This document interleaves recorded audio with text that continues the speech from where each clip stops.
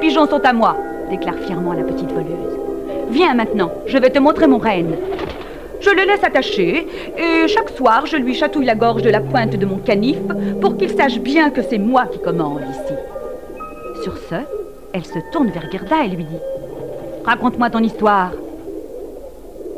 Des larmes dans les yeux, Gerda raconte son histoire à la petite voleuse qui s'endort.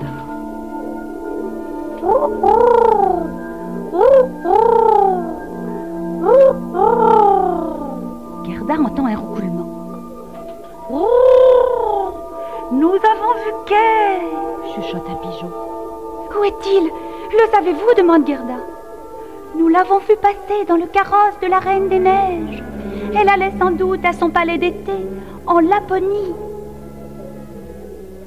Le lendemain, Gerda répète le récit du pigeon à la petite voleuse. Connais-tu la Laponie? Demande-t-elle à son renne. Bien sûr, répond le renne. Alors tu vas y emmener Gerda, dit la petite voleuse. Le renne est tout heureux d'être enfin détaché. La petite voleuse rend à Gerda ses bottes fourrées et son manchon, puis la guide silencieusement hors de la maison. Après avoir trotté et galopé longtemps, le renne et Gerda arrivent devant une chaumière où ils demandent asile pour la nuit.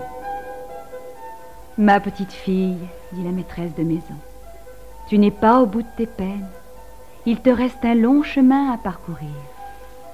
Le palais de la Reine des Neiges est en Finlande. C'est loin, très loin d'ici. Je vais écrire une lettre sur une écorce de bouleau parce que je n'ai pas de papier. Tu l'apporteras à une de mes amies en Finlande. Elle sait beaucoup de choses et pourra peut-être t'aider. » Le lendemain, de grand matin, Gerda et le renne reprennent la route. Ils trottent et galopent pendant des jours et des jours jusqu'à la maison couverte de neige de la Finlandaise. La cheminée fume et à l'intérieur de la maison, il fait étouffant. Après avoir lu la lettre de son amie écrite sur l'écorce de bouleau, la Finlandaise jette l'écorce au feu, puis déroule un très vieux parchemin couvert d'étranges caractères. « Toi qui sais tant de choses, lui dit le renne flatteusement, s'il te plaît, aide Gerda à sauver Kay. » La Finlandaise prend alors le renne à part et lui dit « Le petit Kay vit au palais de la Reine des Neiges. Il s'y plaît, mais uniquement parce qu'un éclat du miroir du diable est entré dans son cœur et un autre dans son œil.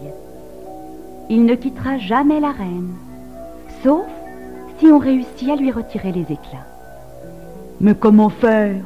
demande le renne qui ne comprend rien à toute cette histoire. La Finlandaise soupire. Gerda a bon cœur. C'est sa meilleure arme. Elle doit entrer seule dans le palais de la Reine des Neiges. Conduis-la jusqu'à l'entrée des jardins du palais. Gerda repart donc sur le dos du renne qui la conduit à l'entrée des jardins du palais. Maintenant qu'elle est seule, Gerda commence à avoir peur. Devant le palais, elle est brusquement arrêtée par un mur de flocons de neige menaçants. Ce sont les gardes de la reine. Le mur se resserre autour d'elle comme un étau. Gerda se débat, crie et appelle les anges à son secours. Il en arrive une armée qui fait un trou dans le mur de neige. Gerda peut enfin entrer dans le palais. Kay est là, assis au milieu d'un lac gelé. La reine lui a dit que s'il réussissait à écrire le mot « éternité » avec des glaçons, il serait libre. Mais il essaie depuis longtemps sans succès.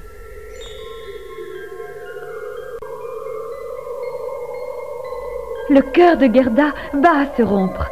Elle court sur le lac gelé et serre Kay dans ses bras en pleurant. Ses larmes tombent sur la poitrine de Kay et touchent son cœur glacé. Aussitôt, la glace qui l'emprisonnait commence à fondre, emportant l'éclat du miroir du diable qui y était planté. Kay se retourne alors vers Gerda et reconnaît son ami. Les voilà maintenant qui pleurent tous les deux, tant ils sont heureux de se retrouver. Et miracle, les larmes de Kay emporte avec elle l'éclat de miroir qu'il avait dans l'œil. Oh Gerda, où étais-tu? Comme il faisait froid ici sans toi.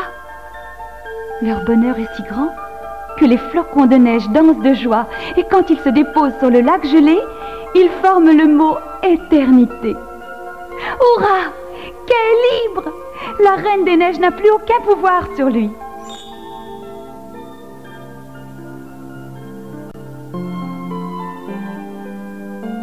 Main dans la main, Gerda et Kay quittent le palais. À la sortie du parc, Gerda se met à courir. Devinez qui est là? Le fidèle renne. Il est venu les attendre avec un ami. Ils repartent donc tous ensemble en chantant des chansons. Partout où ils passent, le vent glacial arrête de souffler, le soleil brille et le printemps paraît. À la lisière d'un bois, ils rencontrent la petite voleuse sur un cheval magnifique. « Je pars en voyage !» leur crie-t-elle. Et se tournant vers Kay, elle ajoute: « Tu en as eu de la chance d'avoir une amie qui est allée jusqu'au bout du monde pour te retrouver. » C'est vrai, Kay a eu de la chance.